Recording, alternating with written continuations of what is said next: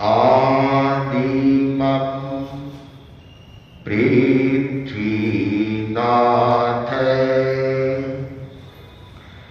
मादिमं निष्परिग्रहम् आदिमं तीर्थनाथश्च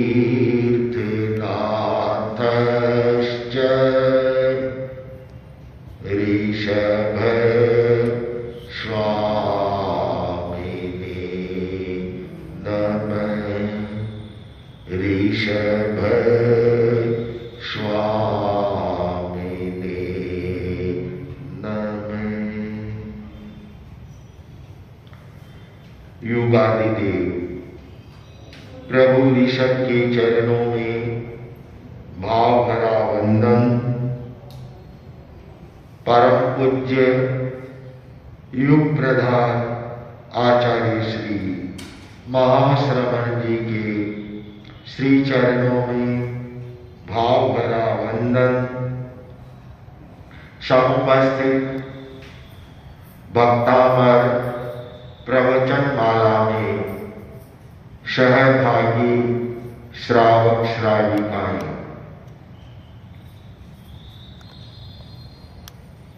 भगवान महावीर की वाणी का शुद्ध है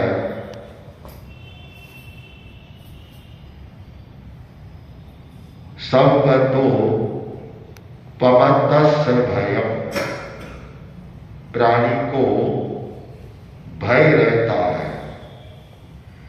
किस प्राणी को रहता है? कि जो प्रमत्त है, प्रमादाचरण करता है, प्रमत्त है, उसे भय है, वह सताता है। सर्वतो अप्रमत्तस्य नद्धि भयम्। जो अप्रमत्त रहता है वह निर्भय रहता है, वह अभय रहता है। उसे किसी भी प्रकार का भय है वह नहीं सताता है। अर्थात हम इसे कैसे समझ सकते हैं? भय पैदा होता है प्रमाद से, अभय पैदा होता है अप्रमाद से। भय आदमी को सताता है, आदमी को कमजोर बना देता है और कायर बना देता है। भक्तामर स्तोत्र के माध्यम से इसकी बहुत विस्तृत चर्चा की गई। यह भक्तामर का स्तोत्र भगवान ऋषभ की अनुपम भक्ति की कृति, जिसमें आचार्य मानतुंग ने अप्रमत्त की साधना करते हुए अभय बनने का मार्ग है वह प्रशस्त किया है और उनकी चर्चा की गई। अब लास्ट का श्लोक है 48वां काव्य। उसे काव्य में कहना चाहिए एक पूरा का पूरा है स्तोत्र का। उन्होंने उपसंहार करते हुए अपनी बात लिखी है और कही है कि यदि अच्छी साधना चले, अच्छी आराधना चले और प्रभु की श्रद्धा के साथ, ज्ञान के साथ, जागरूकता के साथ निष्काम भक्ति की जाए तो उसके सारे कार्य है वे सफल होते हैं। केवल भक्तामर बोलने से उतना लाभ नहीं होता है। कोई भी चीज उसका सबसे पहले शुद्ध और स्पष्ट उच्चारण हो, और फिर अर्थ का बोध हो। अर्थ का बोध होने के बाद उसके साथ तादात्म्य का भाव जुड़े। जिस समय बोल रहे हैं वो अर्थ का चिंतन चले और अपने भावों को उसके साथ जोड़ने का अभ्यास करे, तब जाकर वह स्तुति है वह फलदायी बन जाती है। तो स्तोत्र की संपन्नता पर वे आचार्य मानतुम कहती हैं कि जो ऋषभनाथ की भगवान की स्तुति करता है वह लक्ष्मी का वर्ण करता है। अब लक्ष्मी तो सबको चाहिए, कैसे कही जाती है और उन्होंने कैसी भक्ति की है उसका इसमें बड़ा अच्छा और सुंदर इसे श्लोक में कह रहे हैं।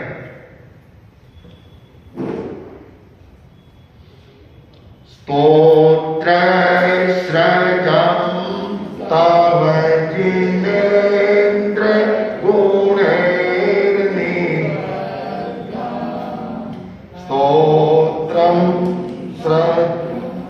तव जिनेन्द्र गुणैर्नि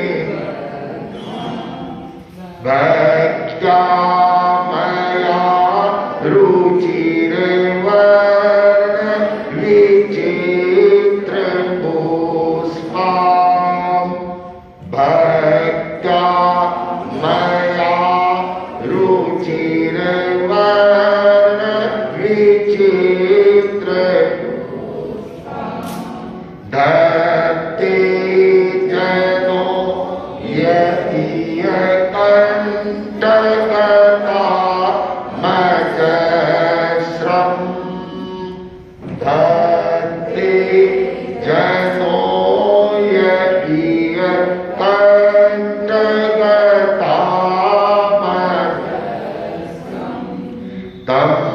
तम्मान तुंगमवशा शमुकैति तम्मान तुंगमवशा शमुकैति लक्ष्मी। आचार्य मानतुम कह रहे हैं कि मानतुम का लक्ष्मी वर्ण करती है। मानतुम का लक्ष्मी वर्ण कैसे करती है? मानतुम तो संत थे, त्यागी थे, तपस्वी थे, ज्ञानी थे। तो ये कैसे कहा कि मानतुम का लक्ष्मी वर्ण करती है? हम वही बात है, इसको समझें कि इसके कहने का तात्पर्य क्या है। सीधे शब्दों में बहुत ही गहरा कहना चाहिए रहस्य छिपा हुआ है। मानतुंग किसका नाम है? आचार्य का नाम है, जिन्होंने भक्तामृत स्तोत्र की रचना की। उनका नाम क्या है? आचार्य मानतुंग। मानतुंग का दूसरा अर्थ और किया जाता है इस शब्द का। मान अर्थात सम्मान, जिसका मान तुंग, तुंग नाम है पहाड़ की शिखर, पहाड़ का कोण, कि जिसका सम्मान शिखरों पर है, ऐसे व्यक्ति का लक्ष्मी चलाकर उसका वर्ण करती है। एक तो लक्ष्मी की आराधना की जाती है, रोज लक्ष्मी की माला फेरता है, उसे बुलाता है। एक लक्ष्मी स्वयं चल करके आती है कि मैं वहां पर जाऊं, इसके पास जाऊं और वहां पर रहूं। यह एक भिन्न बात होती है। यहां श्री का अर्थ धन ही नहीं है, आभा से भी है।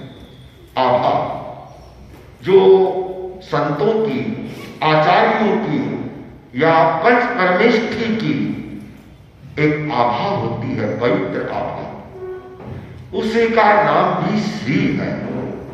तो उसका वर्ण किया जाता है कि मैं उसके पास में जाऊं और वहां पर रहूं और वह मुझे क्या करेगा, हार पहनाएगा। हम इस श्लोक के पहले थोड़ा सा शब्दार्थ को समझ लें, फिर मैं आगे इसका विवेचन करूंगा। स्तोत्र, स्तोत्र, ये स्तोत्र हो गया, स्तुति किया। सृजन, सृजन माला का। तब तुम्हारे अर्थात आपके, जिनेन्द्र जिनेश्वर, निबद्धा बनाई गई, गुणे गुणों से निबद्धा बनाई गई है। अर्थात इस स्तोत्र में मैंने जिनेश्वर देव के या ऋषभनाथ भगवान के गुणों की माला बनाई है। ये जो 48 पद्य है, ये 48 मंत्रों की ये मैंने माला बनाई है। जो भक्तामर का प्रारंभ का जो श्लोक था ना, युगादि और भक्त, या युगादि तो अर्थ ऋषभ से है। यदि उसको थोड़ा सा परिवर्तन करें दो शब्दों को, तो 24 तीर्थंकरों की स्तुति इस भक्तामर के माध्यम से की जा सकती है। तो आचार्य कह रहे हैं मानतुम कि मैंने यह स्तोत्र आपके जिनेश्वर देव के गुण रूपी माला की बनाई, भक्ति पूर्वक बनाई है। भया मेरे द्वारा रुचिर, रुचिर वर्ण, रुचिर के भी दो अर्थ होते हैं। रुचिर का अर्थ है एक मनोज्ञ अर्थात सुंदर रंग, वर्णम रंग का है, और दूसरा अर्थ है सुंदर अक्षर, सुंदर शब्द। और आप लोगों ने सुना, मैंने भी थोड़ा समझाने का प्रयास किया है कि कितने सुंदर सुंदर नए नए शब्दों का भक्तिमय इसमें प्रयोग किया गया है। विचित्र रंग बिरंगे पुष्पों की धत्ते धारण करता हूं। अर्थात मैं आपके गुणों की माला को श्रद्धा से, उन फूलों की माला को धारण करता हूं। जन मनुष्य यह जो कंठगत अजस्रम निरंतर तम उस मानतुंग के अवसा विवश होकर समुपैति प्राप्त होती है लक्ष्मी। अर्थात उसके पास स्वतः लक्ष्मी है, वह चल करके वह आ जाती है।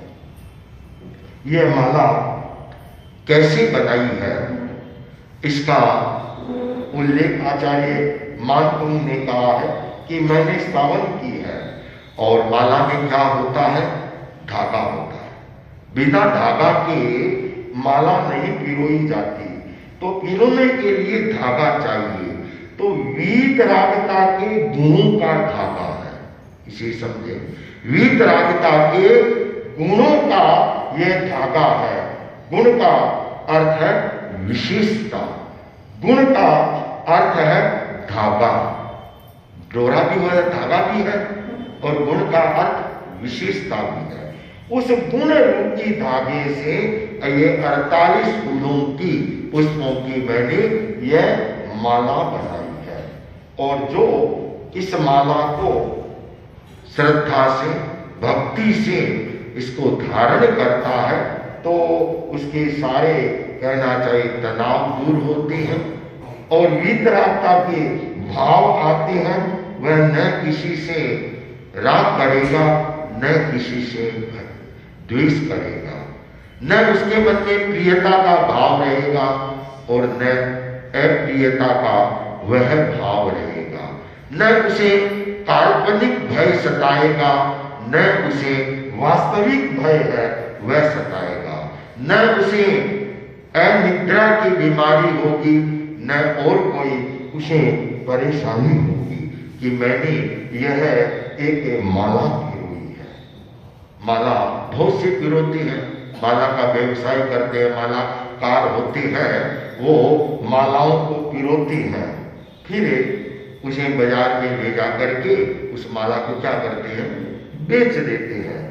लेकिन आचार्य महात्म्य में मैंने वह माला नहीं बनाई है जो कहीं बिक जाए, व्यवसायीकरण नहीं है, यह मैंने श्रद्धा और भक्ति से युक्त माला बनाई है। और जो भी श्रद्धा भक्ति सहित इसका हृदय से सम्मान करेगा तो उसके सारे संकट है जो जन्म मरण आदि के, वे सारे के सारे उसके दूर हो जाते हैं। कहना चाहिए भक्तागर में शब्दों का जो अद्भुत विन्यास है और संयुक्त अक्षर, एकाक्षर, अनेकाक्षर, इस तरीके से संस्कृत का यह बहुत ही एक भव्यतम स्तोत्र है जो मैंने आप लोगों के मध्य में इसको सुनाया और इसकी आज हम संपन्नता कर रहे हैं। और इस 48वें अंतिम काव्य का जो मंत्र बनाया गया है आचार्यों के द्वारा, वह है ओम ह्रीम अरहम नमो सव्यसागुणम, ओम नमो भयवम महति महावीर वड्यमानम बुद्धि ऋषिणम स्वाहा। इसका मंत्र है ओम राम रीम रोम रोम र, ऐसी आरुषा ज्रोम ज्रोम नमः स्वाहा। ओम नमो बम्बचारिणे 1800 शिलांगरत धारिणे नमः स्वाहा। तो आज बड़ी प्रसन्नता के साथ जो एक लक्ष्य था कि चतुर्मास के संवत्सरी के बाद के अवशेष दिनों में लोगों को कुछ नई जानकारी दी जाए, तो भक्तामर स्तोत्र के माध्यम से आप लोगों को जानकारी दी और आप लोगों के साथ मुझे भी इसका स्वाध्याय गहराई से अध्ययन करने का मुझे भी सहज अवसर मिला। इसके अर्थ में, उच्चारण में या कहीं समझाने में कहीं पर भी कोई कमी या त्रुटि रही है तो तस् इच्छा